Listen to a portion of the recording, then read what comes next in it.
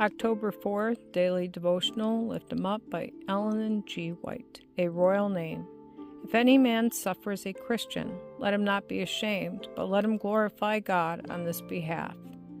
1 Peter chapter 4, verse 16. God has instructed me to say to his people, ministers and lay members, take your stand on higher ground. Move steadily onward and upward in the path that Jesus trod.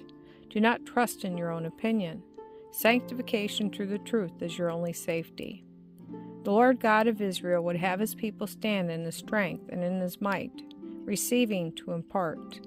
He will uphold and sustain those who serve him with mind and heart and strength. We need to understand what it means to put on Christ, what it means to have an experimental knowledge of the grace of Christ, and a continually increasing faith.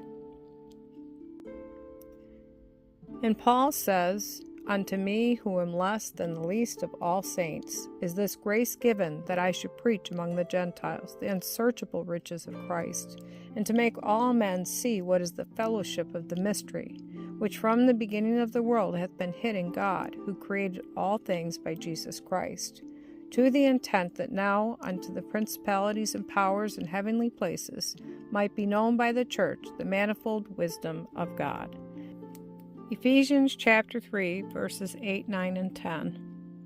Not only to those living in this world, but to the principalities and powers in heavenly places is the church on this earth to reveal the glory of God.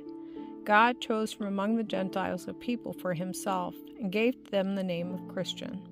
This is a royal name given to those who join themselves to Christ. Peter says, if any man suffers a Christian, let him not be ashamed, but let him glorify God on this behalf. 1 Peter chapter 4, verse 16. Oh, that God's people would take him at his word, and lay hold of the wonderful treasure of knowledge open to them. We have before us the highest, holiest example in thought, word, and deed. Jesus was sinless. Perfection marked all that he did. He points us to the path that he trod, saying, if any man will come after me, let him deny himself and take up his cross and follow me. Matthew chapter 16, verse 24. We have a perfect rule, the word of the living God. This word he has given us as our guide and counselor. The psalmist says, thy word have I hid in my heart, that I might not sin against thee.